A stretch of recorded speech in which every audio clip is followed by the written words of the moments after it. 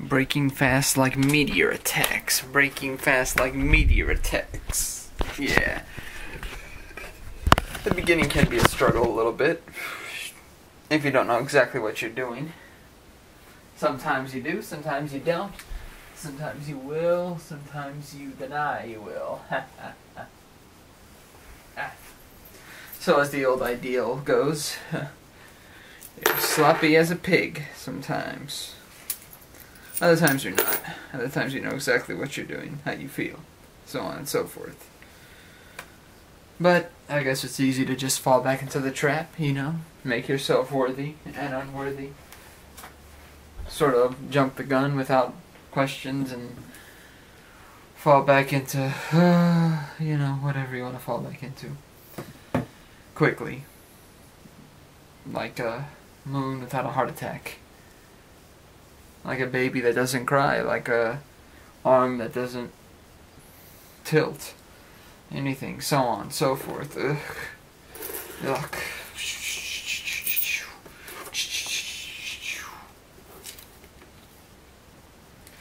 And all these ideas come from, well, measurements, animals, plants, nature, etc.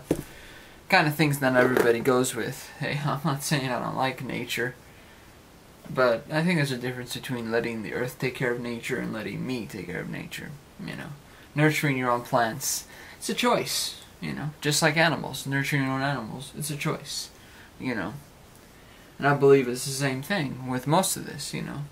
It's a choice that comes from, I mean, literally it is, you know. It doesn't, you know, we don't really make a decision to say, you know, we have to have animals because, you know, we can't be alone.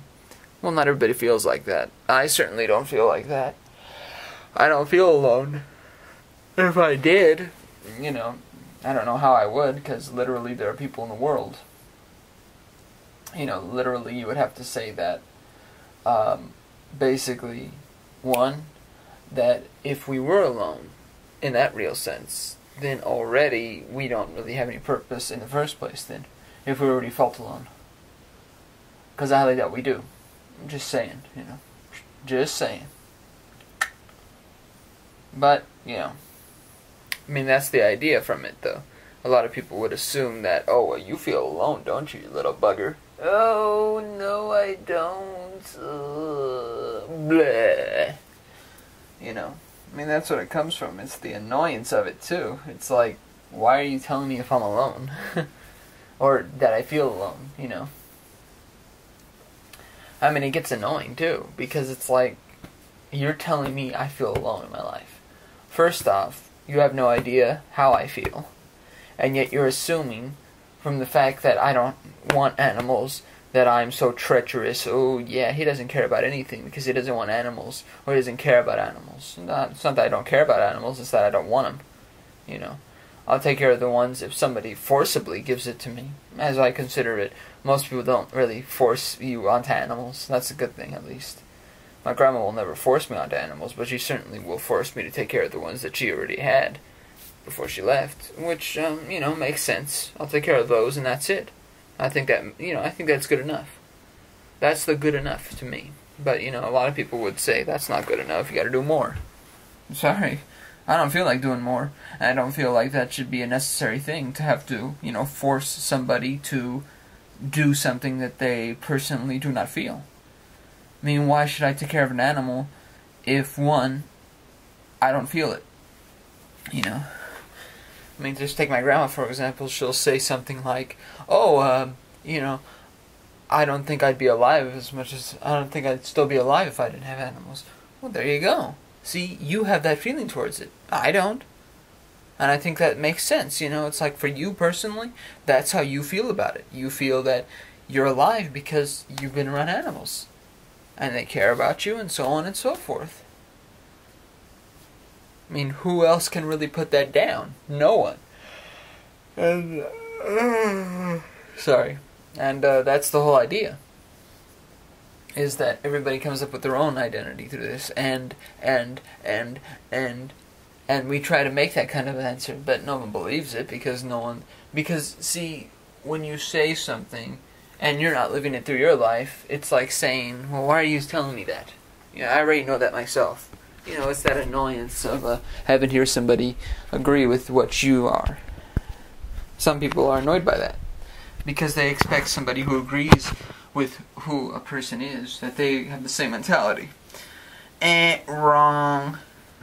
There's your issue, you know. I mean, it goes back to what I was saying earlier, you know, is that people have their own mentality towards anything. So there obviously are certain things that people get along with in one end, and that should be good enough. That should be the good enough. Don't see why it shouldn't be.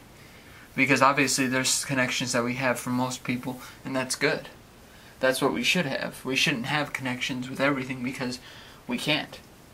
You know, for one, and if we do, we may not be getting the whole truth from another person. They may have a different view entirely, and they're just telling you a lie just so that they don't have to, you know, accept their own view. Or be ballsy and say, I don't agree with you. That's not what I personally feel. Whether or not a lot of people agree with you and have the same view as you, it doesn't say, you know, it's not saying what I feel. You know? And that goes back to martyrdom, or a lot of people think it does. Because it's like saying, well, why are you trying to be a martyr? Well, you know, you have to be recognized as a martyr first. Literally, you can't say don't be a martyr without looking at the fact that, well, most of the people who were martyrs and were recognized as martyrs were never put down because of it. The real people who were martyrs were never put down because they were martyrs, or were even known to be martyrs, in fact. Nobody just bullshitted them and said, hey, don't try to be a martyr. You know, they never said that to Malcolm X, or even before that. I mean, back to Jesus even, you know. No one ever said, hey, don't be a martyr there. You know, now they're saying it because they don't want anybody to even start. You know, before they even start. You know, to me, I don't recognize myself as a martyr so much more as I do somebody who represents himself. That's it. You know, and if a lot of people think, well, that's a lie, you don't represent yourself because other people have the same belief as you. Fuck that. If everybody else has the same belief, if a lot of people, if, for example, other people that you know have the same belief as me, I'm not going to say I got my same belief in the people that you talk to and that have the same view as you. Nope. I made my own view up. I made my own view up as I should. But a lot of people don't believe it. They're like, no, you got it from somebody else. You can't think that originally. Not with TV and everything else nowadays. Sorry, I can. I can still critically think and analyze and do my own thing. Maybe you can't, because you can't even look at the world and say, oh, hey, maybe there are still people who can critically think. Maybe there are still people who can critically think. It's mostly because I don't let my imagination go. I did for a little bit, and I faked myself out. Didn't explain everything to people, didn't explain how I felt about things, just agreed with them. Then I changed back and said, you know what, I'm going back to my imagination. Come back from that, have my own view, originality, it consumes me, and there you go. But of course that means you're being pretentious if you're trying to be original. Well, you're too pretentious now. You can't create something original without being called pretentious now. Because most people just say, oh, no, we don't want to see the flower in the garden anymore. We want to just see the garden, the grass, that's it. We don't even care if it's roasting with the sun, you know, we just don't want to see any roses anymore. Not anymore. Nope, nope, nope, nope, nope. Boom! And that's what happens with it. The roses fall, everything comes back with a dash of hounds, and then you kind of say, oh, well, maybe he has a better idea. No, he doesn't have a better idea. We have the same ideas, and that's good enough. Circular form. We don't need anything new into interfering with that circle.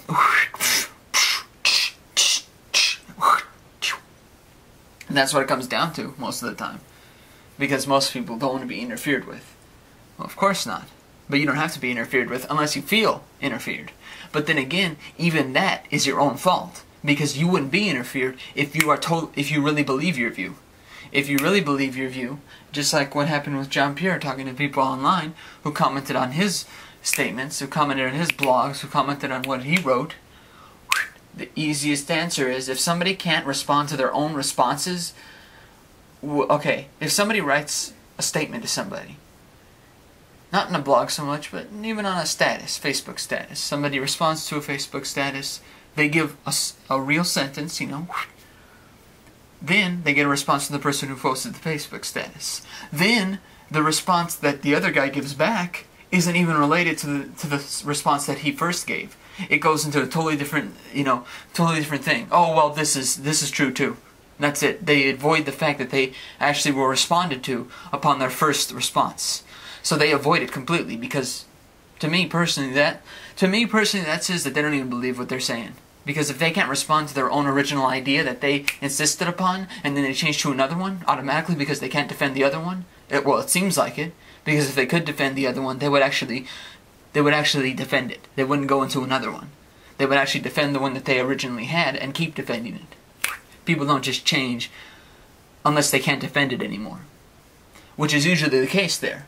You know, when somebody can't respond to something, a real response to something, they just go to another thing, another fact, and say, well, look at this fact, and that's it. They just draw that line now, because they don't answer it anymore. So they kind of go into that hyper syndrome of thought that's like, oh, I can't look at this anymore. The blinders, everything else. Oh, I can't look at this anymore. Oh. And then it becomes that sort of, oh, well, I'm not going to answer this now. Okay, no, don't need to talk to you about it.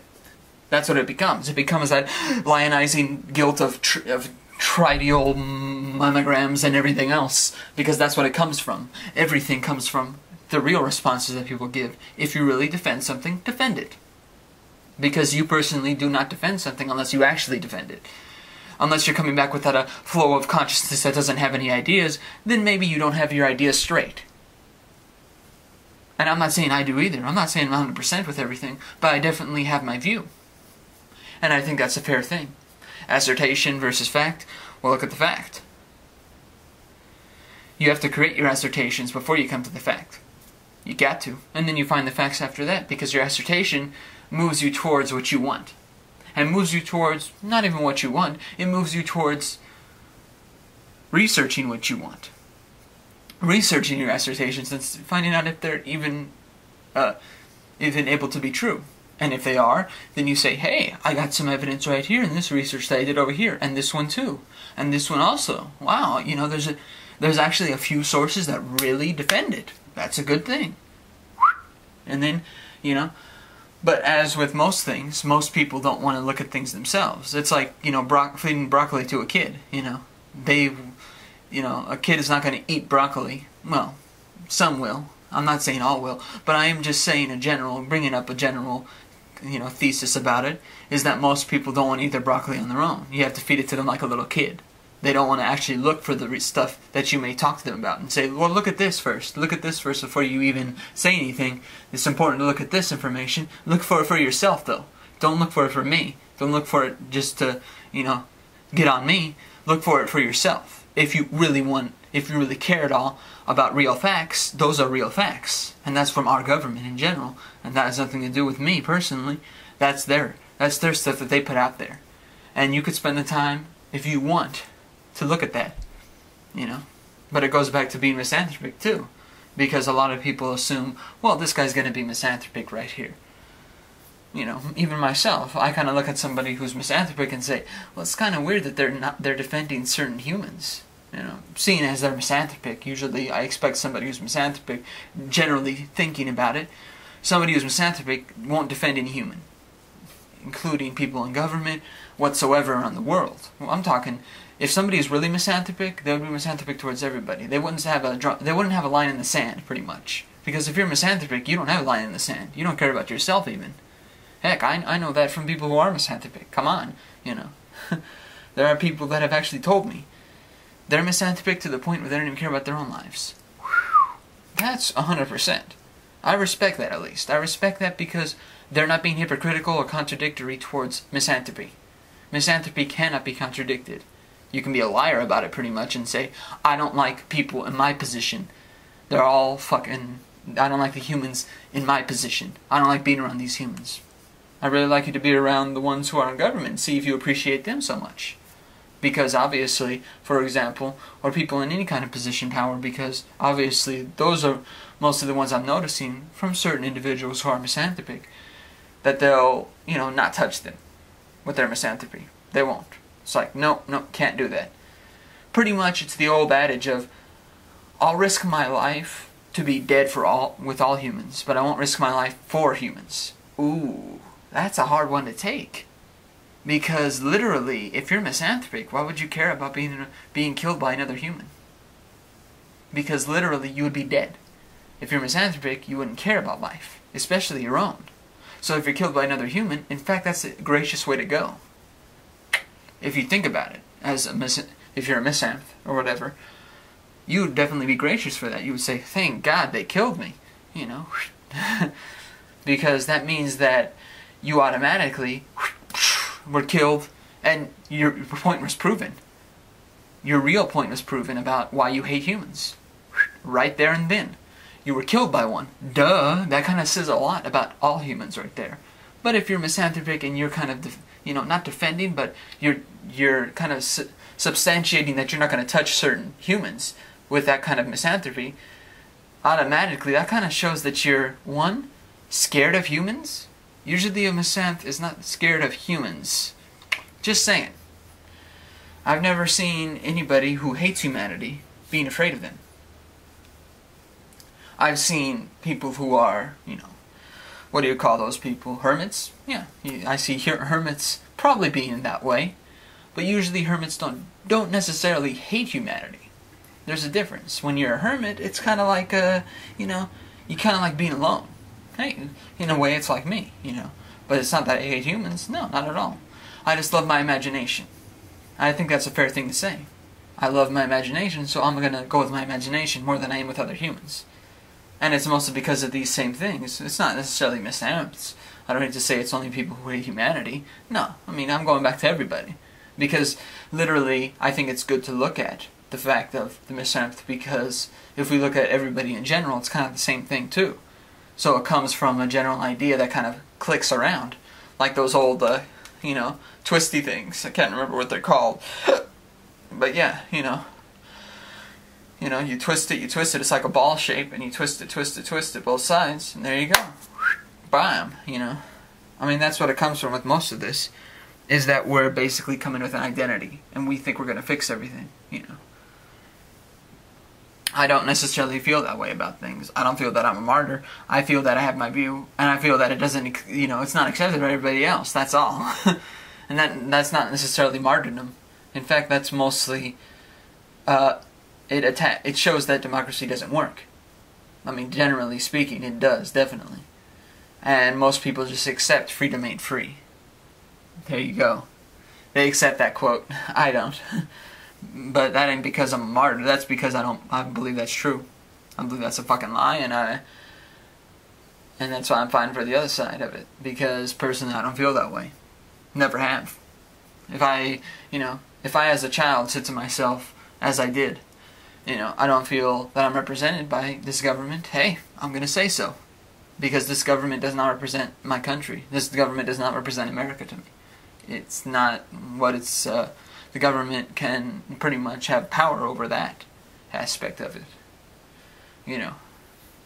But it's easier to just kind of do what, the misanthrope who defends the government does, which is contradict themselves, say only humans that are not in government. That's it. If all those people were dead who weren't in government, I'd be okay with these people. They'd kill you too. They wouldn't, I don't think they would even kill you last. They would kill you just like the rest of us, Pretty much it comes to that point where it's like, what an idiot. Because it comes to that point with even comedy, It's that, it's how comedy is now with most of it, which, is kind of stupid to me because at points it's like, oh, I'm being funny to the point where you can't take me seriously. Oh, right there. And they hit on a subject that's, like, what the fuck? That's equal rights right there? Or something like that, because they'll, like, use something like a female image or a male image or whatever, and just say, oh, well, see, here we go, but don't take me seriously on this. This is a joke. Joke to the point of not taking me seriously. Then why are you in any position of significance if you don't want to be taken seriously? That's what I always say. Personally, that's how I feel about a lot. I kind of feel that, there are certain things we should take seriously about people, other things we shouldn't. Like somebody's personal life, who gives a fuck, Because that's the easiest thing to do, is just slime somebody off because of their personal life. Well, of course you're going to slime somebody off. You have nothing else to do. You don't have an octave to speak on anymore. So you just basically say, I'm going to throw everybody to the side now. Huh, I'm a better person for doing that. Yeah, you sure are. Throwing somebody to the side. Hey, go ahead. Why don't you just throw your daughters and sons out of your apartment too? There you go, before they're 18. Huh. And why don't you molest and rape them, abuse them at home with a belt or something? Hey, I'm not saying, I'm not saying there shouldn't be discipline. In fact, I believe that a lot of the discipline was taken away for the wrong reasons. It should be controlled, certainly to an extent, but within the mind of the individual. And they should know better. And if they shouldn't, then they should be caught and put away for that shit. But I believe that discipline is important too. It doesn't necessarily always work even though. That's why it should be okay, because it doesn't do anything sometimes. Take for example me, Tabasco sauce, soap in the mouth, it didn't change me. It made me stay away from that person. That's it. And that's how it becomes with most things. I mean, it goes back to what I was talking about with even bringing friends over to my grandma's house. It's not going to happen that much. I brought a couple of friends over there, maybe. All I remember is bringing Dwayne over there pretty much. That was kind of it for me, I just remember that, bringing him over and hearing the little clip-clap of the mouth, na na na, all that fucking shit. And then it's like, you know what? I've had enough of this shit. I'm not going to bring anybody else over here. I mean, it's worthless. If you literally think about it, it's a worthless thing to do, because it's like, if I wanted to hear something about him, I would come to you and ask you. That's all I gotta say. And I think that's a very respectful thing, is to say, if I want to really hear something, I don't have to wait to bring a friend over, or bring somebody over that's not a part of the family, and hear what you have to say about them. Hear your 2 cents. If I want to hear your 2 cents, I might as well just go to a critic online and read about their views of a CD. Fuck that. I just get what I want. That's it. And I say, hey, I enjoyed this CD personally, and I saw these critics saying so many bad things about it. Oh, well, I don't care. I mean, it goes back to the old exploitation films too. A lot of people say, those are just stupid. They're, they go into all these stereotypes and attack women and everything. It's like, well, not really. In fact, most of the stuff now attacks women more than any of those sexploitation films ever did. And if you think they don't now, it's because you have the mindset of not taking them seriously. But there are people who do. It doesn't matter how much you say, I don't take it seriously, so nobody else should either. That's not going to happen. Kids are kids. They're going to take it in as it is. They're not going to say, well, I know better to think of this as not seriously. Because that means if they don't take it seriously, they might be doing the same things eventually. Not so good in your book, is it? And then you wonder why kids are doing all this fucking, everything. It's because we've created the mentality of not taking everything seriously. I'm so funny, I'm such a comedian, don't take me seriously. What the fuck? What does that mean?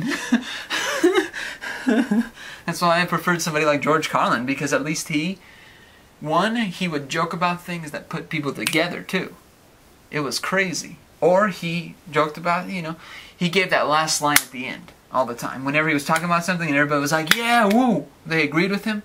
All of a sudden at the end, he'd make it into that last line of, it would make the rest of it perfect. They would get the message that he was saying, and boom, at the end, it would be that total that sort of window to everything. Boom. And that's how you're supposed to do it. You're not supposed to do it as if, well, don't take me seriously. That's how much of a comedian I am. I mean, that's what it comes to. It comes to that ego thing. I mean, come on, It goes back to arguments even. Arguments are made to solve problems, not boast their egos. So guess what? Most comedians just boast egos. That's it.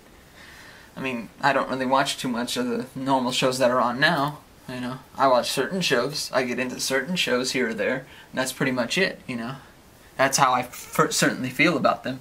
Is that it's not, it's not about anything else now. And if it is, it's unlikely that it will last.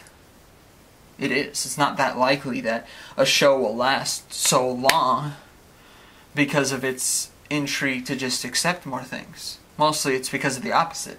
The train wreck of a stipulation. Most shows that I personally have liked throughout the years, I didn't really care for when they were on TV so much. But I didn't care for too much. I only watched what my brother watched, things like that, kind of moved around, and swiftly became like, well, I'll kind of just swing my arms side to side, kind of like, the old Egyptian dance, I don't know, something like that. That's how it felt.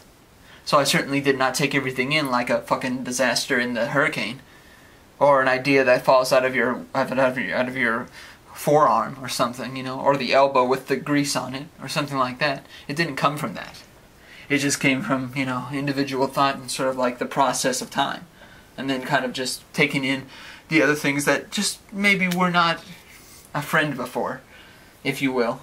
I mean, that's what it comes from, basically. You know, we just kind of say that we're going to get the aspect of everybody else through old tortures. But not necessarily that those old tortures are going to change anybody. So, I mean, literally, that's how I kind of feel about it. And I think that's, you know, I think that's pretty much it. You know, I don't think I shit where I sleep. I don't shit where I eat. Nothing like that. I don't, you know, I don't feel like that.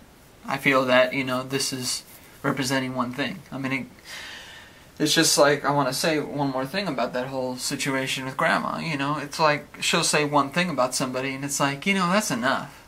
It kind of turns me down to even have that friend anymore. It does, literally. It kind of just shuts it down completely. You know, to me, it's, you know, I'm unlike my brother in one thing, in that, you know, he certainly can't defend somebody with my grandma, and that's good. I think that's a good thing. If he did not, there were certain friends that would have been kicked out right away, and he certainly knew how to feel about it and say, whoa, you got the wrong impression of this person. And those were friends before, too. And my grandma just has the feeling about, you know, Danielle, and says this, that, the other still. And it's like, oh, okay, well, what do you expect? You know, I certainly grew up in this time period, so, you know, I only feel Italian when I'm at my grandma's house. I don't feel Italian when I'm outside of that. I even tell people, you know, if somebody asks me, hey, what nationality are you? I say, well, what do you think? Then I let them guess, and I say, well, there you go. They don't like that, because it's like, well, why don't you just tell me? I don't feel like telling you. And not because I don't personally feel like telling you, but I think that if you make your decision on it, I think that's a better way of finding out who I am. Because you obviously can make a better understanding of the kind of character I am from how you view me from your side. Not from me viewing you, but from my side. Because I can't make you a clear offer of anything. No extension of thought can make this clear. You have to make this clear for yourself as a person, not me. I can't make this clear for you. You have to make it clear for yourself. I mean, it goes back to what, if I bring up information to you that you disagree with and you say, no, I don't believe that. Okay, what if I give you this information and say, hey, look at this, go look at this, and you do not. And you just put it down, slam it down without looking at it. Boom, you've now destroyed your whole territorial thought. You've just basically said, my ego is more important than the information you're giving me. My ego is more important than me looking up the information you gave me even. Pretty much that's how it goes. So that's why, you know, that's how I feel about most comedians now, most ideas now. I mean, that's where they come from. You know, it's like, I'm such a comedian, don't take me seriously. That's pretty much it. I mean, that should be the intro to every single, like, Comedy Central show or something. It should be. You know, just like with most shows, that's how much it becomes that, you know. Saturday Night Live or something should be the same way. I'm such a comedian, don't take me seriously.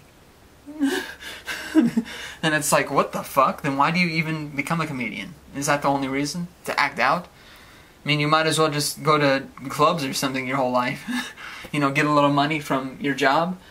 Get a job, you know, that's like, you know, something where you don't have to be like that.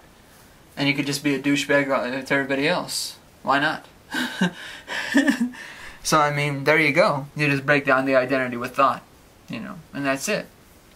And that's where I kind of lead to my answer of, well, I'm going to make my own answers. No one else is going to stop it now. So, you break down, you cry tears. Yeah, keep on crying, Niagara Falls. But it certainly doesn't change anything. Not unless you want it to. Maybe you will someday. Maybe you'll eat broccoli on your own. Maybe you'll do something on your own. But for now, you're not. You're just basically sideswiping everybody else. Sideswipe. The idea of a Christian man with no thought. Yeah. Ho ho ho ho ho. The idea of Santa Claus without a hat. Yeah. And a beard, maybe. No, he has the beard. Doesn't have the hat, though. You know, no jingles.